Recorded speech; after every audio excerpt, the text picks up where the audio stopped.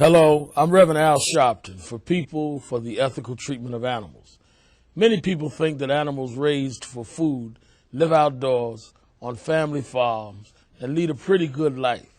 That might have been true when I was a kid, but not now.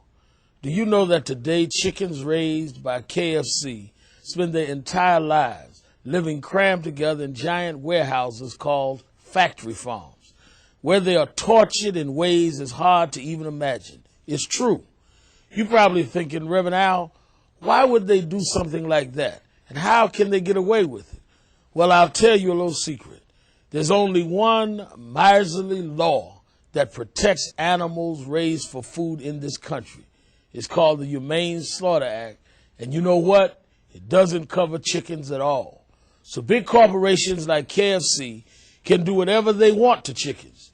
And just so this multi-billion-dollar company can save some chump change, KFC cuts corners with basic animal welfare. And that means it's the birds who suffer so the executives can get rich. KFC, that's foul. How does the black community figure into all this? KFC is not black-owned, but it sure knows how to market heavily to African Americans. And KFC announced at its investor meeting that it intends to push itself on us even harder. Obviously, they're hoping we won't care about what they do to the underdog, or in this case, the under-chicken. But after you've watched this video, you'll see that while the KFC does to chickens may not break any law, it's just plain wrong. So I say if KFC wants to take our money and use it to pay for sloppy practices that hurt animals, I say we send them a message that this is not going to happen. I'm calling on people to boycott KFC until they adopt animal welfare systems recommended by PETA, and until they stop the worst abuses of birds they raise for their restaurants. Let me tell you a little bit about the life of a KFC chicken. The suffering starts just a couple of days after they're born. That's when KFC suppliers cut off their beaks of breeding birds with a plain hot blade. The birds get no painkillers because that would cost the company money. Sometimes the baby chicks even drop dead from the shock. I know I might. They cut off these birds' beaks because they cram these birds so tightly into sheds that the birds barely have any room to move and just go crazy and peck at each other. PETA is only asking KFC to give the birds a few extra inches to get out of each other's way. But KFC would rather just have their suppliers cut the beaks off to solve the problem. KFC, that's foul. Let me tell you another thing. KFC suppliers breed and drug their birds so that they grow so fat so fast they can kill them in less than 2 months.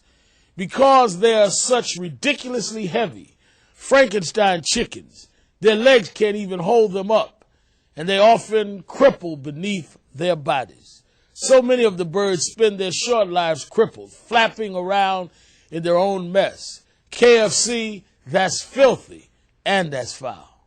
Even though they're young, some of these fat birds drop dead from heart attacks and lung failure, and they just leave their dead bodies in with the live chickens they hope you'll eat later. PETA wants KFC to stop thinking they know more than God and to allow birds to grow the way chickens are meant to grow. But KFC would rather increase profits by having their suppliers pump them up with drugs, which gets passed on to the people who eat them and are bad for your health. When KFC's chickens are hauled off to be killed, workers come into the barn and cram the chickens into crates on the back of trucks. Workers are paid by how many birds they can load, not by the hour. So they have to work fast, which means they grab 4 or 5 birds in each hand and shove those birds into crates like they're stuffing sacks of laundry. Birds end up with broken wings and legs. PETA wants KFC to have the workers load the birds mechanically, something scientifically proven to cause fewer injuries. But they won't do it. just because it costs this big corporation more. And they don't like to spend money just out of the goodness of their hearts. In the slaughterhouse, the birds get hung upside down in metal shackles by their legs. And remember that some of those legs are already broken. So this is painful. The birds are then dunked in an electrified bath that might just knock them unconscious. Except to cut costs, KFC suppliers turn the electricity really low, and a lot of the birds don't get stunned properly. That means those birds have their throats cut open while they're still fully awake and looking at what's going on. Then comes the worst part. Many of the birds are actually scalded alive in tanks of hot water where their feathers are softened so they can get taken off easily. That must be about the most painful thing you can imagine.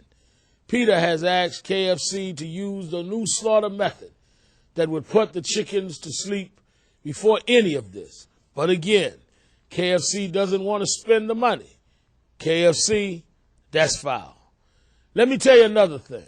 At one KFC slaughterhouse in West Virginia, a PETA undercover investigator videotaped workers being cruel just for fun, throwing live chickens into the walls, slamming them to the ground, stomping up and down on them, and tearing them apart. He saw the same thing day in and day out for months. Plant management knew this abuse was going on, but they didn't do a single thing to stop it. This plant was where they had a KFC Supplier of the Year award ceremony. In other words, this is the best KFC can do. It's simple. If we give our money to KFC, we're paying for a life of misery for some of God's most helpless creatures. So I'm asking you to join me in boycotting KFC until they meet Peter's simple demands. Give animals more room, stop the drugs, and stop scalding them alive. For pity's sake, knock these birds out, KFC. Until they do those things, let's take our business elsewhere and tell KFC cruelty to animals is foul. And visit KentuckyFriedCruelty.com to learn about the changes Peter and I are asking KFC to make. Thank you.